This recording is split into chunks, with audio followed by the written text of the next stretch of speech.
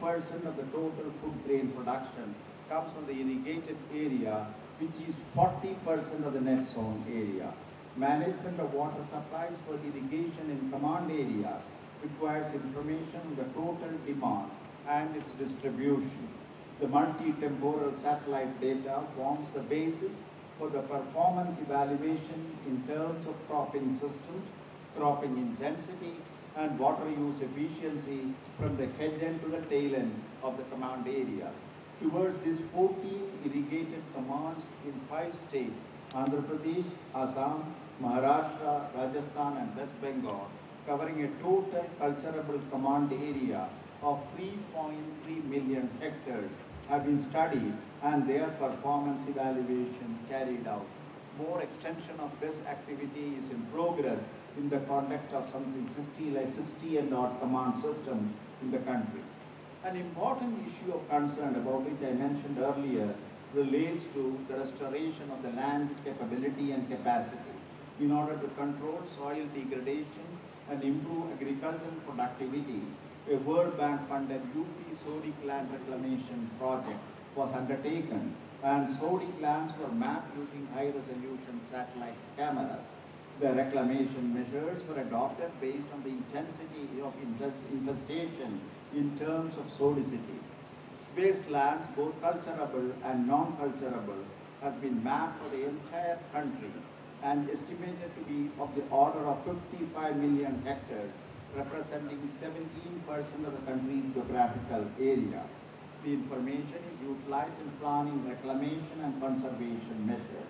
So far, over 8 million hectares of uncultured lands have been brought under productive use through the different programs of the Ministry of Rural Development.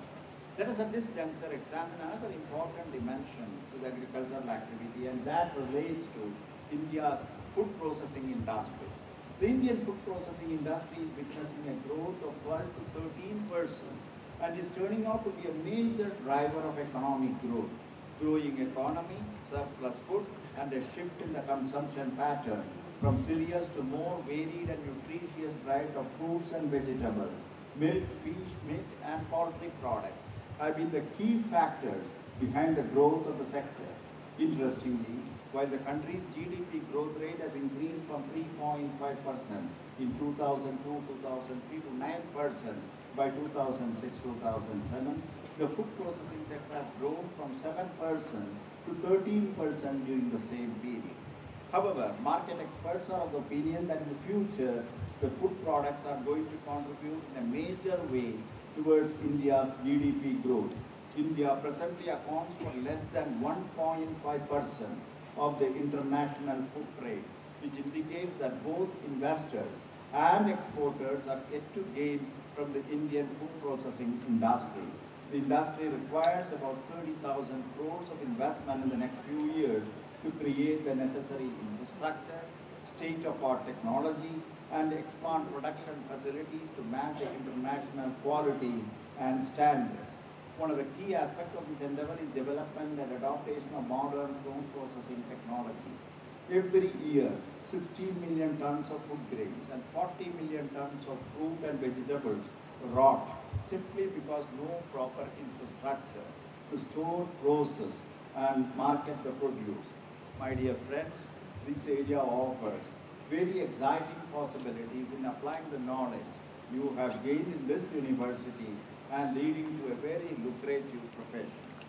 A well-orchestrated, integrated research program carried out in India's agricultural universities addressing local, regional, and national needs, a means of creating a dynamic educational system, part of the contents of which is related to the outcome of the research activity, and extension program that enables the latest agricultural practices to reach the farming community, and creation of a new and innovative organizational framework that could enable optimal exploitation of the land and water resources need to be evolved as a national priority. I am sure these demands make the agricultural activity in India both challenging and exciting.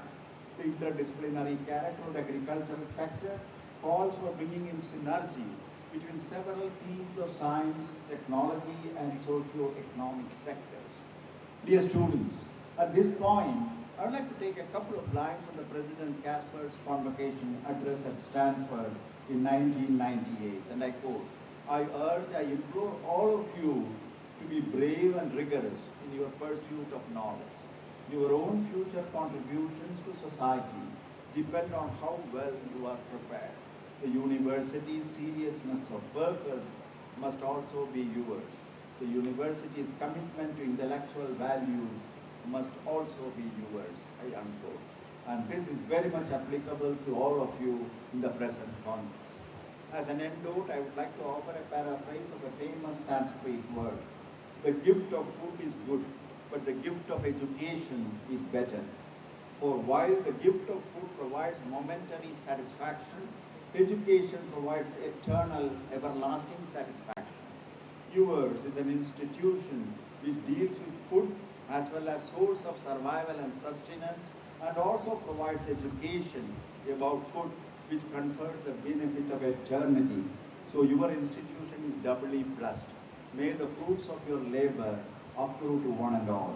My dear friends, all of you are graduating today is sure to find the knowledge you have acquired here as a unique asset, opening up a great opportunity which will not only cater to the intellectual demands of your professional pursuit, but also would make you play a key role in the most vital sector of India's economy and improving the quality of life of each citizen. In this great endeavor of yours, I wish you the best of success. Thank you. Now, convocation. ಈಗ ಎಲ್ಲ ಸಭಾಸದರು ಎದ್ದು ನಿಂತು ರಾಷ್ಟ್ರಗೀತೆಗೆ ಗೌರವ ಸಲ್ಲಿಸಬೇಕು.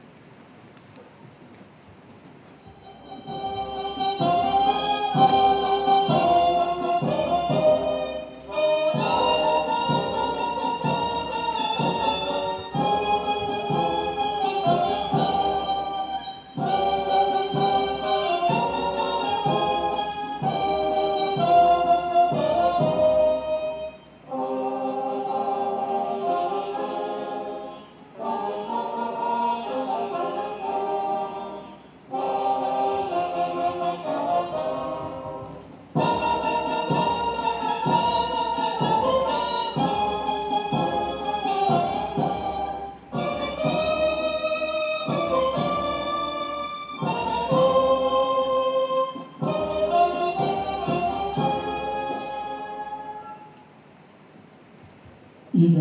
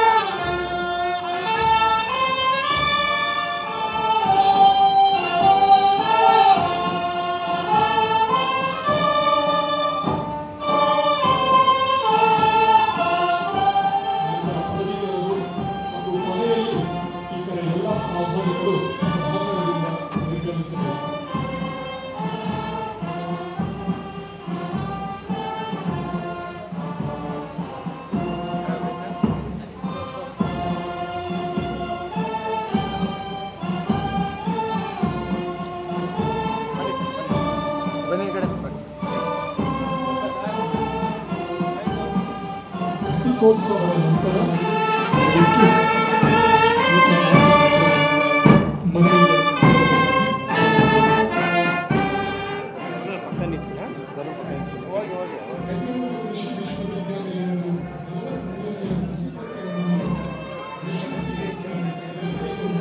ಬನ್ರಿ hello sir ಹಿಂಗೆ ಹೇಳೋಕ್ಕಾಗಲ್ಲ.